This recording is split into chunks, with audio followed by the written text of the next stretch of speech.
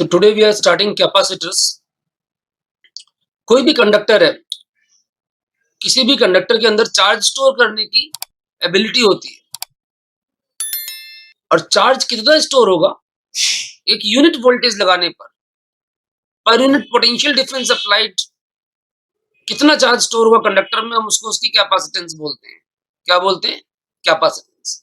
Basically कोई अकेला conductor भी चार्ज स्टोर कर सकता है, लेकिन जब आप उसमें चार्ज की वैल्यू एक लिमिट से ज्यादा बढ़ाने लग जाते हैं तो उसकी वोल्टेज और इलेक्ट्रिक फील्ड भी बढ़ने लग जाता है।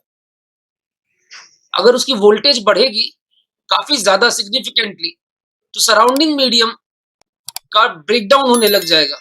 जैसे हमारी एयर है, 3 × 10⁶ वोल्ट पर मीटर पर उसका डाइलेक्ट्रिक ब्रेकडाउन हो जाता है। 3 × 10⁶ वोल्ट पर मीटर पर एयर का डाइलेक्ट्रिक ब्रेकडाउन हो जाता है। तो जो चार्ज आपने स्टोर किया है वो भी लीक होने लग जाएगा। मतलब किसी भी कंडक्टर की कैपेसिटेंस आप एक लिमिट से ज्यादा बढ़ा नहीं सकते। और अगर मुझे कैपेसिटेंस सिग्निफिकेंट चाहिए तो उसके लिए तो कंडक्टर का साइज बहुत बड़ा होना चाहिए, या फिर दूसरा टेक्निक है कि आप चार्ज कंडक्टर के पास एक दूसरा कंडक्टर लाइए अनचार्ज और अर्थ, उससे कैपेसिटेंस सिग्निफिकेंटली बढ़ सकती है। चलिए इस टॉपिक को हम ध्यान से देखते हैं, आप अपने नोट्स पे फोकस करिए।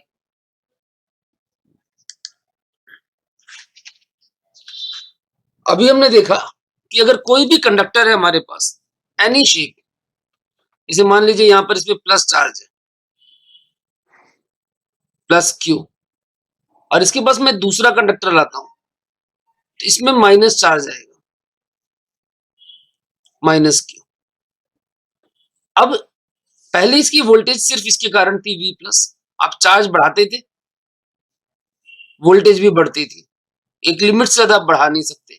लेकिन अब क्या हुआ, जब आप यहाँ पर एक दूसरा कंडक्टर लाए और यहाँ पर माइनस आया तो net potential difference will be V plus minus of V minus.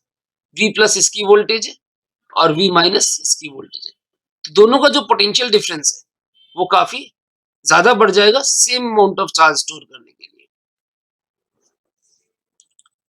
आप यहाँ पर जब पोटेंशियल डिफरेंस की वैल्यू बढ़ गई V equal to V plus minus V minus, तो चार्ज स्टोर करने की कैपेसिटी भी बढ़ जाएगी, क्योंकि आपने पोटेंशियल डिफरेंस को क्या किया, रिड्यूस कर दिया। पोटेंशियल डिफरेंस को रिड्यूस कर दिया, अब आप वापस से पोटेंशियल को रेज कर सकते हैं to store more and more charge. अब आप वापस से पोटेंशियल डिफरेंस को रेज कर सकते हैं to store more and more charge. एक बार फिर सुनिए, जब आप एक पॉजिटिवली चार्ज कंडक्टर के पास दूसरा कंडक्टर लाए, दोनों के बीच का पोटेंशियल डिफरेंस घट गया, जबकि चार्ज जो स्टोर था वो सेम है। Charge stored per unit voltage, इसको हम बोलते हैं कैपेसिटेंस। अब जब वोल्टेज रिड्यूस हो गई और चार्ज कांस्टेंट था, चार्ज फिक्स था, तो इसका मतलब क्या हुआ, कैपेसिटेंस बढ़ गई। अब जब वोल्टेज रिड्यूस हो गई, आप पोटेंशियल को फर्दर इंक्रीज कर सकते हैं और चार्ज की वैल्यू को फर्दर इंक्रीज कर सकते हैं और कैपेसिटेंस बढ़ सकती है। ये कॉन्सेप्ट है कैपेसिटर का। हम कैपेसिटर का वर्किंग प्रिंसिपल पढ़ते हैं।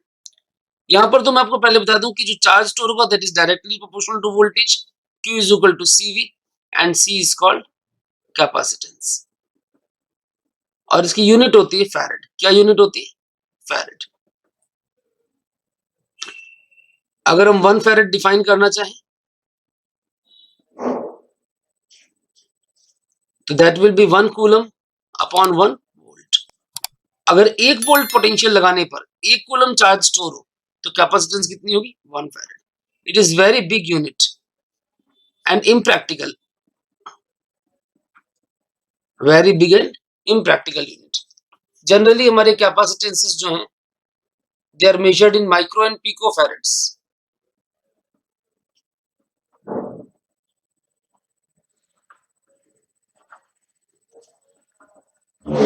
Micro farads and pico farads. Generally हम कैपेसिटेंसेस को माइक्रो फैरेड्स और पिको फैरेड्स में नापते हैं। क्लियर है यहां तक?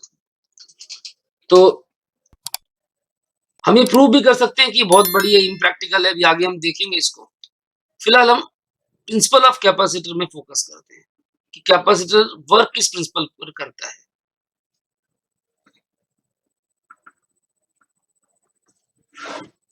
Working principle of capacitance.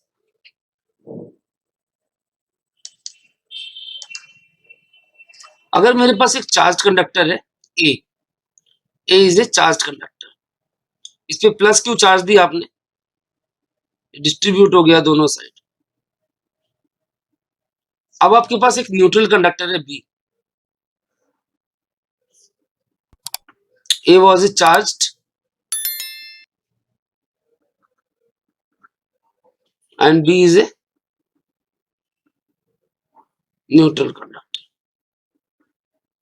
आप इसको इसके पास लाओ,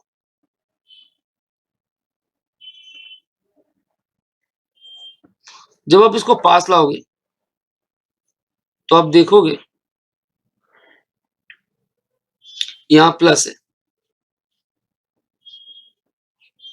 इसमें यहां माइनस इंड्यूस होगा और अपोजिट साइड प्लस इंड्यूस है। Now B is earth, B को आप अर्थिंग कर दो।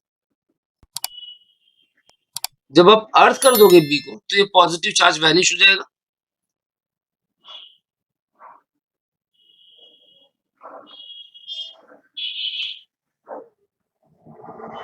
अर्थिंग से इलेक्ट्रॉन सप्लाई होंगे जो इस पॉजिटिव चार्ज को खत्म कर देंगे। यहाँ प्लस, यहाँ माइनस, यहाँ प्लस, यहाँ माइनस, यहाँ प्लस, यहाँ माइनस, यहाँ प्लस, यहाँ minus.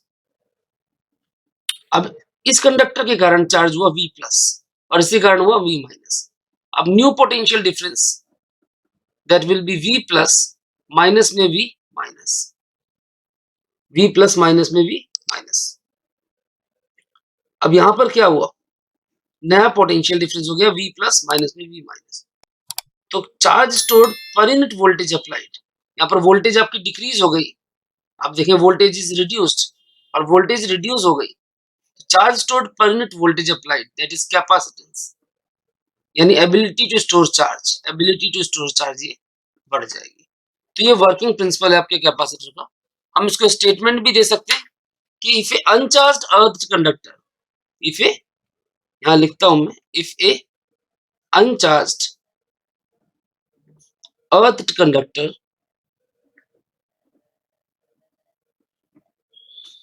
is brought near a charged conductor, brought near a charged conductor,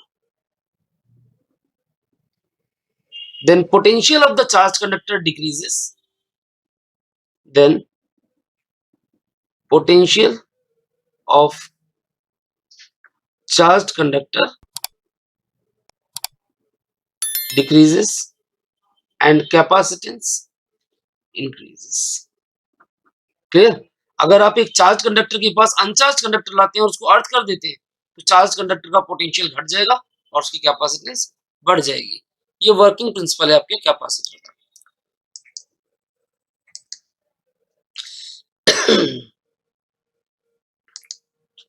capacitor का काम क्या है?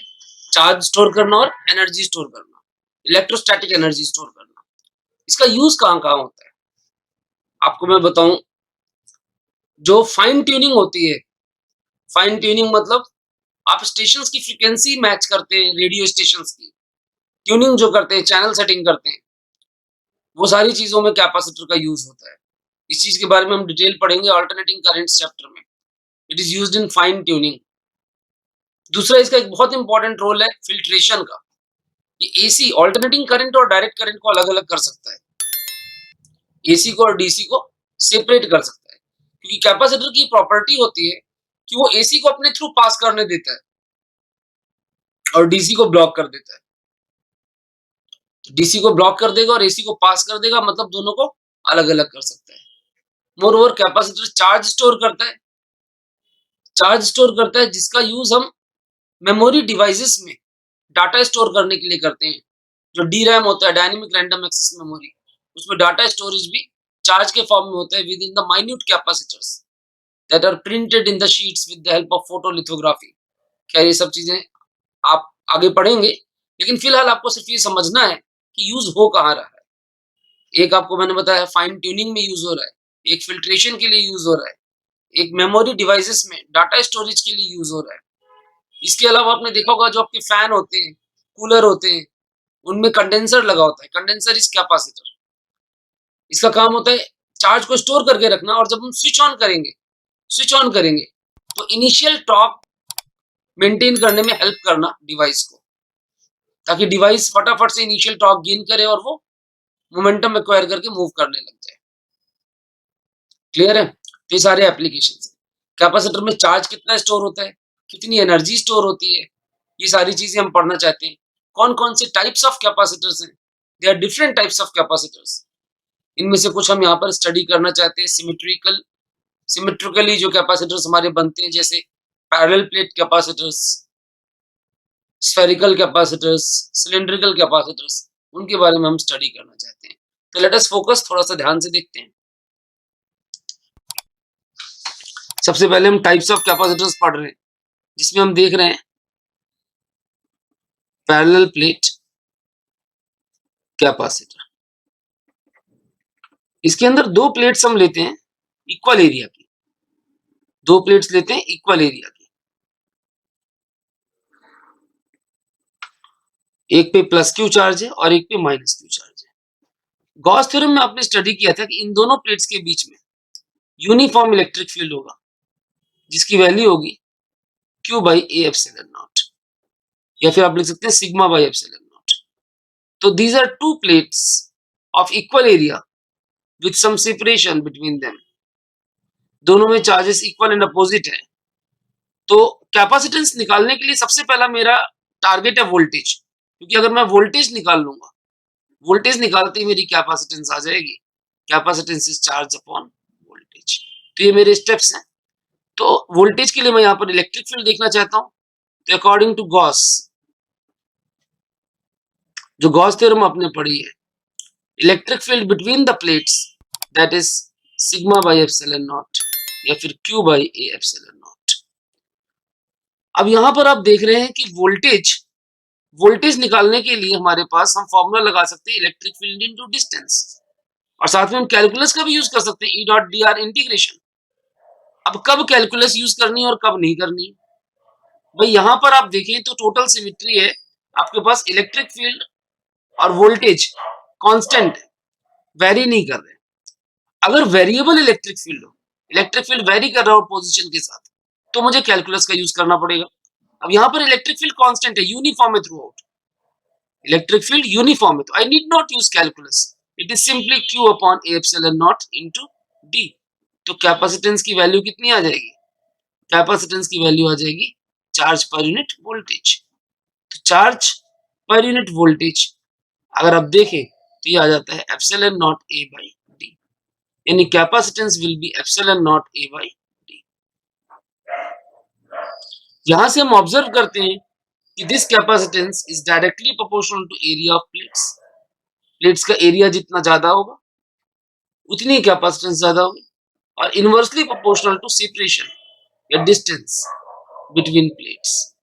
प्लेट्स जितनी पास होंगी कैपेसिटेंस उतनी ज्यादा होगी। और तीसरी चीज हम देख रहे हैं एप्सिलॉन नॉट, यानी यहां पर इनके बीच में एयर है। अगर आप मीडियम डाल दें, medium of dielectric constant K,